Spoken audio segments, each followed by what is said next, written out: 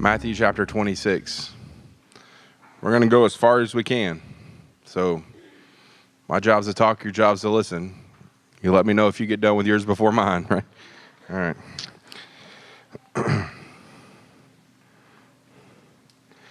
You know, I was thinking about Easter and getting ready for this Sunday in Revelation chapter 5, and also next Sunday in Peter, and talking with Jonathan about our Monday, Thursday service, and then where we are in the book of Matthew now. And it was really overwhelming yesterday to think that we're going to read about, study about, celebrate the single greatest event in the history of mankind. So, I mean, it's not like putting a guy on the moon or developing a cure for this. This is the single greatest event in the history of humanity. And the weight of that, the opportunity to teach it, the opportunity to preach it, the opportunity to sing about it, the opportunity to celebrate it. Just yesterday, I just kind of had to get up and walk around and just to think about that. So we've been studying the book of Matthew. We're at the end of Matthew. After Easter, we'll start something else. But today we're in Matthew chapter 26. So let's just read through this. I want to point out a couple of things because I think that's pretty interesting in this narrative of Jesus in his crucifixion. Verse 1 of chapter 26. When Jesus had finished saying all these things, remember he had just talked about the kingdom his coming and when it will be, and for us to be prepared. He told his disciples, "You know that the Passover takes place after 2 days. And the Son of Man will be handed over to be crucified." So underline that phrase, "will be handed over," because we're going to come back to that.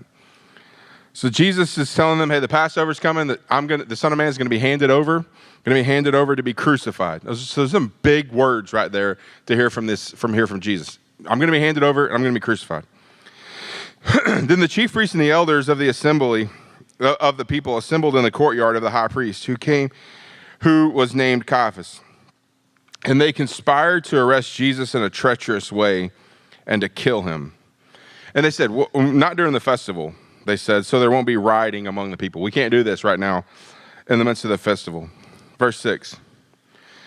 While Jesus was in Bethany at the house of Simon the leper, a woman approached him with an alabaster jar of very expensive perfume. So this event takes place the night before Palm Sunday. So this will be kind of the night before Palm Sunday, before Christ enters. So you can read about it in John chapter 12, verses 1 through 8. Here it is. So it brings the alabaster, a very expensive perfume. She poured it on his head. As he was reclining at the table, the disciples saw it. They were indignant. "Why in the world are you wasting?" they asked. "This might have been sold for a great deal and given to the poor." Be aware of this, Jesus said to them, "Why are you bothering this woman? She has done a noble thing for me. You always have the poor with you, but you won't always have me with you. By pouring this perfume over my body, she's prepared me for burial. Truly, I tell you, wherever the gospel is proclaimed in the whole world, what she has done will also be told in memory of her." So crucified, buried, I'm dying. Verse 14. Then one of the 12, the man called Judas Iscariot, went to the chief priests and said, "What are you willing to give me if I hand him over to you?"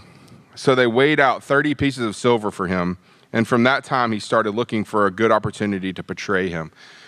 Well, just kind of maybe a discussion point.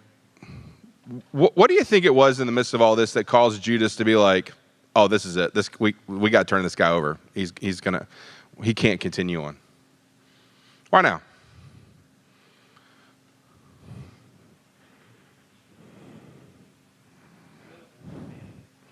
Trying to force his hand? Okay. Okay. All right.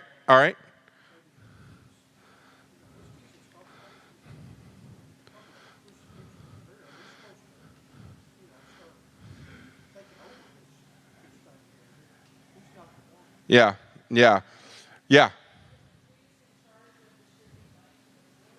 Okay, yes. Okay. Yes. I think probably a combination of all those. I think what's happened here is that Jesus is not meeting Judas's expectations. You're going to be the Messiah. I've given 3 years of my life to follow you, man. I've been from here to yonder. I've watched you do all these things. I've listened to your sermons. I've listened to your talks. I've watched you do miracles. I've watched you minister. I've watched you take care of people. I've watched you do all of these things. I've followed you. I left my family. I've given myself to you to 3 whole years. And now you're sitting here telling me you're about to be handed over. You're about to be crucified. And now you're telling me this woman's preparing your body for burial. This is not, no. And I think he just became flat out angry at this point. Like, what do you mean? Like, I've given myself, you have not met my expectations. And I think just in his complete indignant anger, he's like, I'm going to make some money off this guy. Going back to what Ms. Martha was saying a second ago, I'm going to get some money in my pockets off this guy. And so I just feel like, and anytime, so what I try to do in my life, and maybe I overanalyze too much, but anytime somebody does something, I always try to figure out what's the driving force behind them doing that. And so I think Judas in this moment is kind of handing Jesus over because I think he's just fed up. He's like, you can just, like, this guy's given his life to this guy, and he thought Jesus was going to be the Messiah. He's going to overthrow. He's going to set up his kingdom. He's going to be a ruler, and this is going to be all over with, right? And not going to be under the oppression of the Roman Empire anymore. This is the Messiah. So he goes over. He says, what are you going to give me? Verse 17. On the first day of unleavened bread, the disciples came to Jesus and asked, where do you want us to make preparations for you to eat the Passover? Go into the city to a certain man, he said, and tell him, the teacher says, my time is near. I'm celebrating the Passover at your place with my disciples. So the disciples did just as he directed them and prepared the Passover. When evening came, he was reclining at the table with the 12. Now, here's what's about to happen. Jesus is about to say a word that he has not said yet. What's that word? Starts with a B. Betray. He says at the beginning of chapter 26, the Son of Man is going to be handed over to be crucified. Oh, we're going to be handed over. Now, he looks at these men in verse 21 and he says, while they were eating, one of you guys are about to betray me. Whoa. You can just imagine somebody unplug the jukebox at that point. Like everybody's sitting around the table, they're having a meal, and it's like, one of you guys are about to betray me. Wait, hold. So I'm going to betray me? You're going to, I'm not going to do that, right? And you just kind of just see, like, in fact, we'll see in just a minute. They're all looking at each other going, I'm not going to do this. I'm not going to do this. I'm not going to do this. It's one thing, if you think about this, it's one thing for Jesus to say he's going to be crucified. It's another thing to say his body's being prepared to be buried. It's another thing that he's going to be handed over to these religious leaders to have his life. It's a completely another thing, no another level to look at these 12 guys and say, one of you all are about to betray me. Well, in fact, here's what he says. Verse 22, notice what the Bible says. Deeply distressed, like depth of their gut worried. Each one began to say, not I. No, I'm not going to do this. I'm not going to do this. I'm not going to do this. I'm not going to do this. But not me. Not me. He replied, the one who dipped his hand with me in the bowl will betray me. The Son of Man will go just as it is written about him, but woe to the man by whom the Son of Man is betrayed. It would have been better for him if he had not been born. Jesus, his betrayer, replied, surely not I. Who? Rabbi. What's significant about that? He calls Jesus Rabbi twice, here and in the garden. We'll get to that in a second.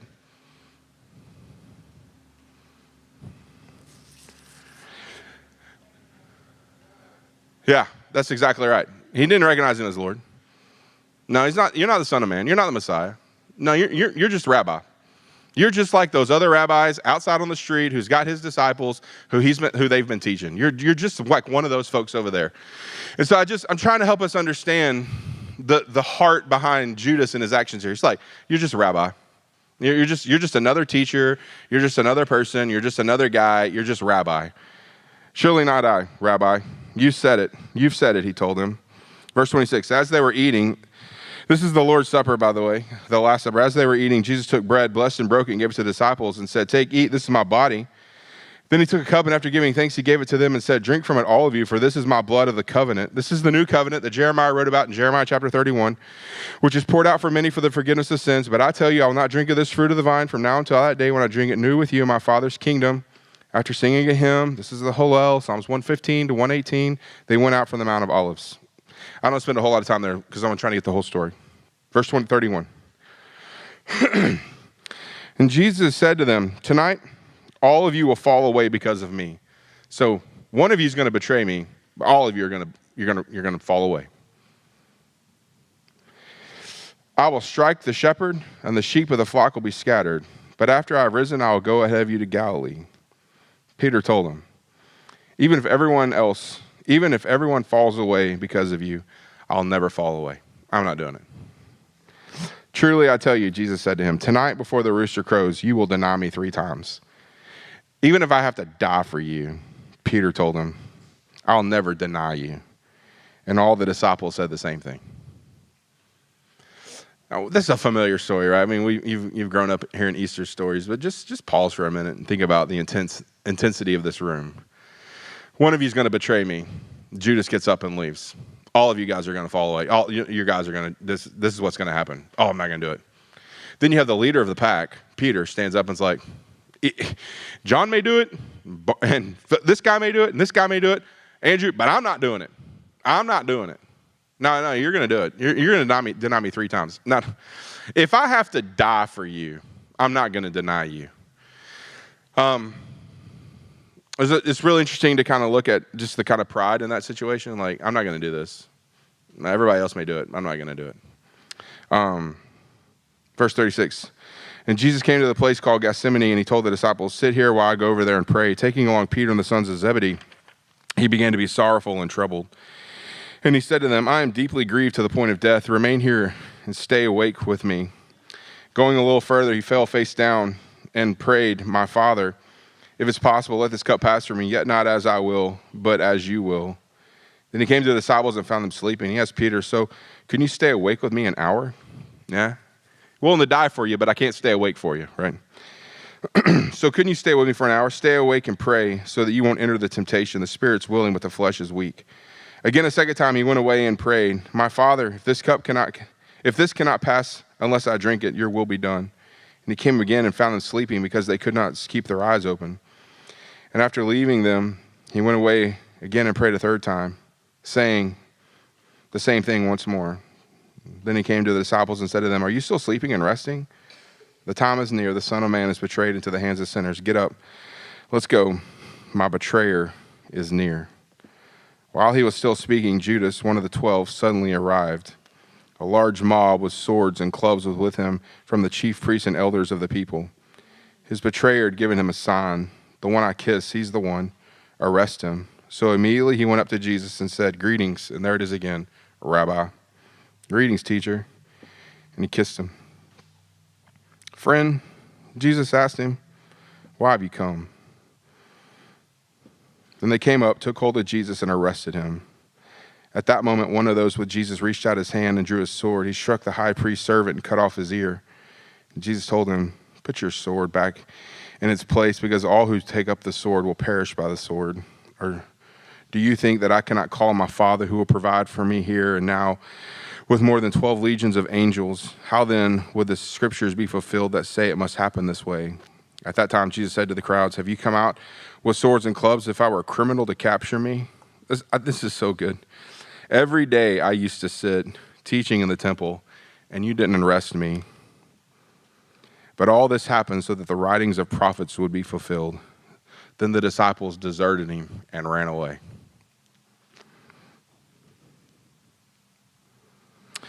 Those who had arrested Jesus led him to Caiaphas, the high priest, where the scribes and the elders had convened. They made a stop on the way. Whose house did they stop at?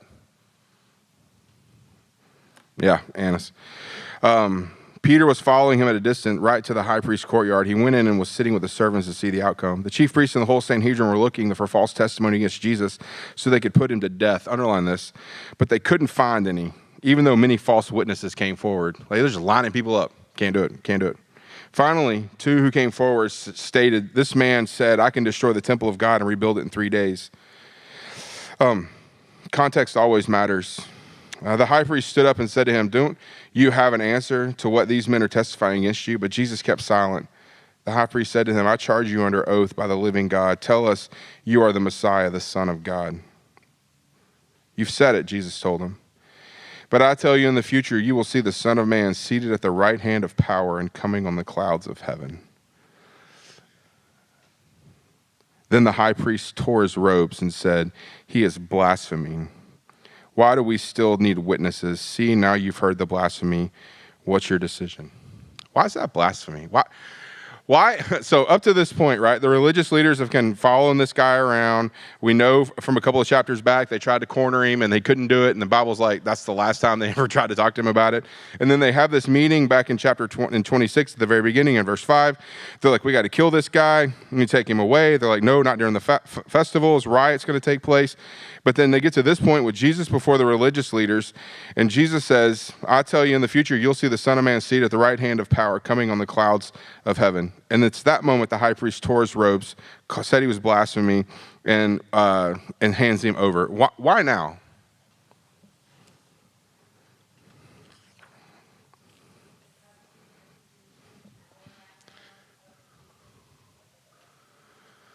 Okay.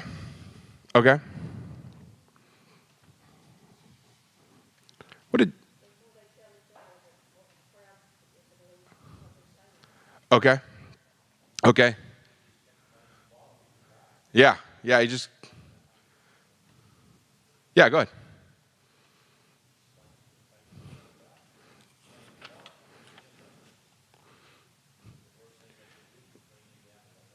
Yeah. This statement here that Jesus makes, the Son of Man seated at the right hand of power coming out of the clouds of heaven, is this equality with, you're right. I mean, and this is the moment where they're like, this guy's got to die. Like, we've had enough. This guy has to die. So he says, what's your decision?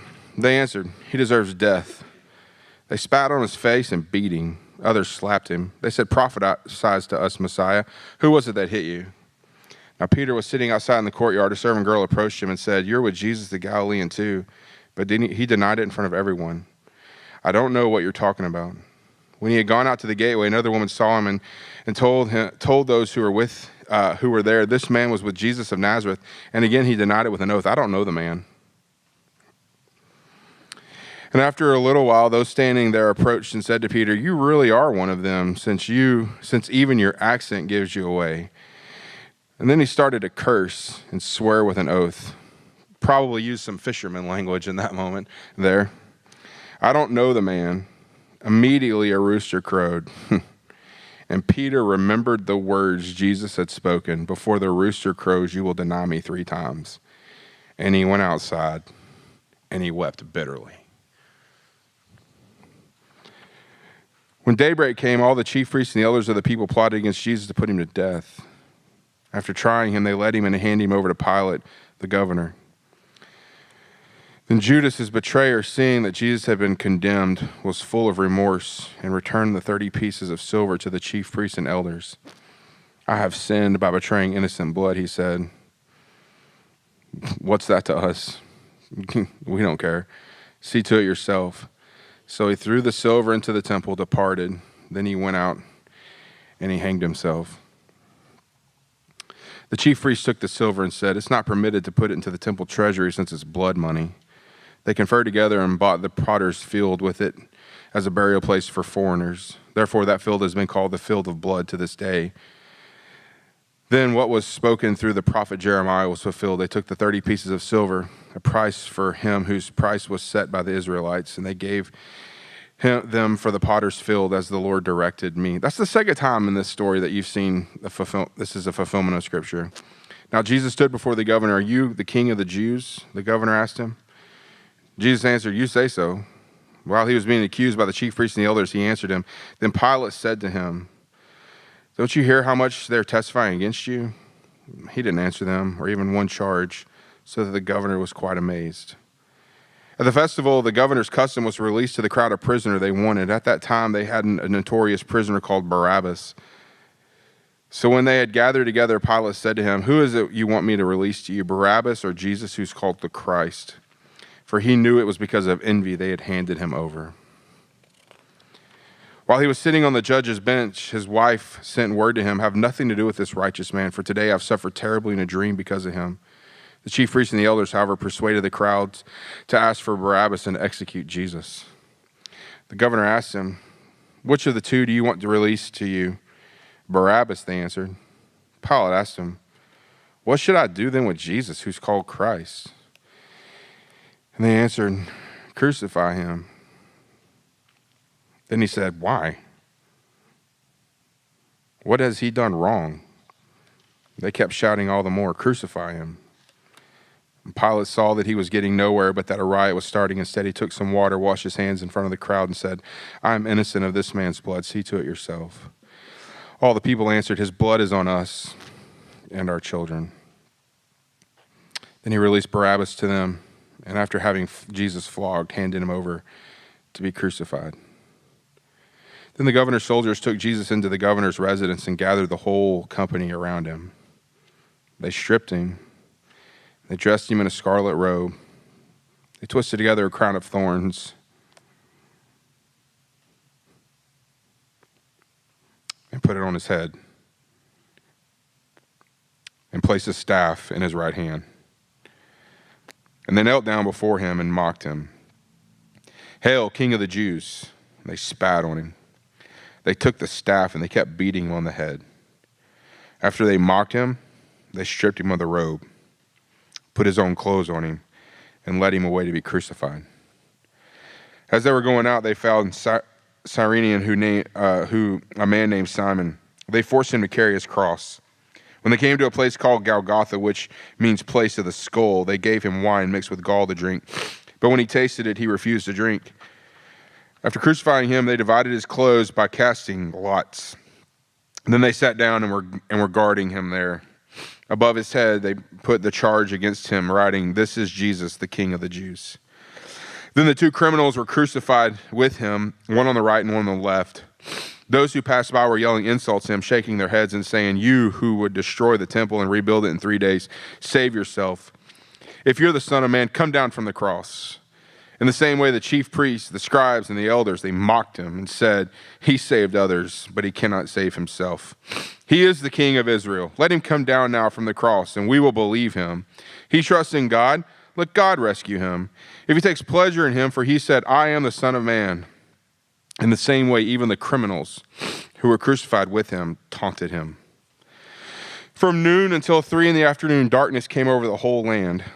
About 3 in the afternoon, Jesus cried out with a loud voice, "Eli, Eli, lama sabachthani," which is, my God, why have you abandoned me?" When some of those standing heard this, they said, "He's calling for Elijah." Immediately, one of them ran and got a sponge, filled it with sour wine, put it on a stick, and offered him a drink. But the rest said, "Let's see if Elijah comes to save him." But Jesus cried again with a loud voice and gave up his spirit. Suddenly, the curtain of the sanctuary was torn in two from top to bottom. The earth quaked, the rocks were split, the tombs were opened, and many bodies of the saints who were fallen asleep were raised. They came out of the tombs after his resurrection, entered the holy city, and appeared to many.